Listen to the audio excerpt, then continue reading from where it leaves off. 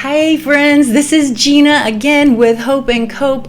Welcome. This is where we talk about how to live our best life according to God's will in spite of the painful and tragic choices of those that we love. So our topic today is, how would you treat that person if everything in that relationship was perfect? If everything in that relationship was just the way you want it, how would you treat that person differently? So this comes from, the idea is a little bit from the AA Big Book, and it talks about the script that we write. And we don't get to write a script and everybody has to go by it. I mean, that would kind of be nice for me if I got to write the script and then you just had to live by it, wouldn't it? But then you would like to write the script and everybody else go by it. So we want to be the writer of the script and just everybody play their part accordingly. So that's just not going to happen. And the sooner that we recognize that the only person's script we can write is our own. Please hear me. The only person's script we get to write is our own. But the way we conduct ourselves with others is going to have an effect on every relationship. And I know that when someone is in a drug addiction or alcohol addiction or is narcissistic, I know that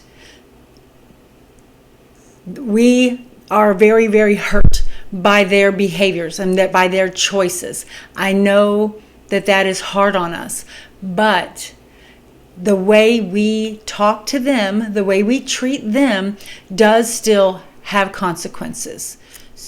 For instance, if your relationship with this person was the way you wanted it, would you talk more kindly?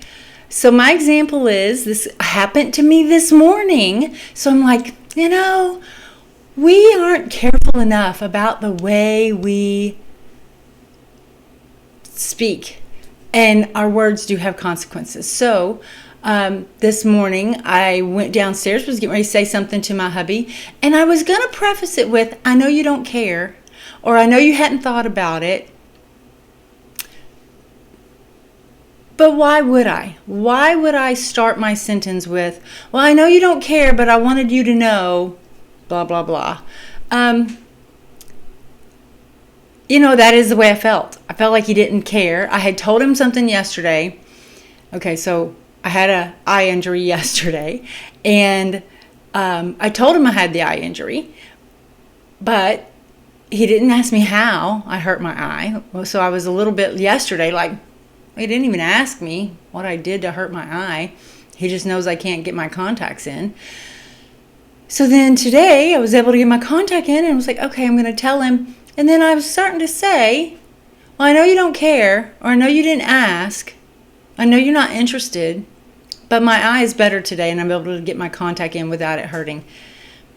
Well, I stopped myself. Thankfully, I stopped myself. I didn't start my conversation that way, because why? Why would I? Unless I want to have a secondary sub-conversation about that he's not attentive enough. He's not intuitive enough. He doesn't follow up with me when I've got something personal going on. Well, all that might be true, but unless I just want to have an issue, make it an issue, there's no reason for me to bring it up. So that is just a simple little subconscious example of, I wouldn't say that if all those other things were in place. If he had said, oh, honey, how did you hurt your eye? Or this morning, is your eye better today? I wouldn't have thought to do that. But then I wanted to do that little zinger because he hadn't asked, and here I am all offended because he didn't ask. Well, guess what? I don't think about everything that he has going on either. And I also am not the perfect person to follow up with everybody else, with my other friends and family. I mean, I do try. I really try. But there are times that I just don't remember that somebody said such and such was going on in their life. And I don't remember to come back and ask, hey, how's that going? And sometimes I do. Sometimes I don't. And you know what? I don't want to be counted as a bad friend just because I forget. So I just wanted to suggest that we listen to our words, and it'd be better to listen before we say it. You know, it'd be better to rein that in before we say something that we don't want to start trouble. We don't want to talk this big, long, drawn out talk about how you don't meet my needs, or how you don't care about me and you're not intuitive about my personal situation. Really? I don't have time for all those conversations, unless my life is hanging by a thread because of them. I don't really want to have those conversations. So, especially when there's no harm intended. That's the thing. There's no harm intended. There's no, this is not a telltale sign that I'm not loved. So think about the way you treat people. Think about how you would say it if everything was right, if everything was good, and then try to behave as if. How could we improve our life, even in just the tiniest little nuanced ways? How could we improve our life if we treated people as if there was no offense, that your love tank was full, and that you were just reciprocating from a full heart? How would you treat that person?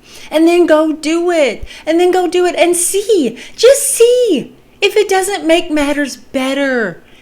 And doing it the other way can make matters worse.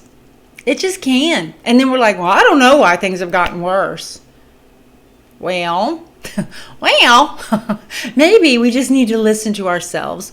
And we need to see if we are bringing our best self to the situation. Because if we're not, then we do hold some blame. And I know that if your other person is an alcoholic or a drug addict or narcissist or different things like that can cause your life to be really, really hard. I know that for one, we have to be guarded to an extent. And for one, we have to really, really try hard not to be enablers. So both of those things need to be taken into consideration.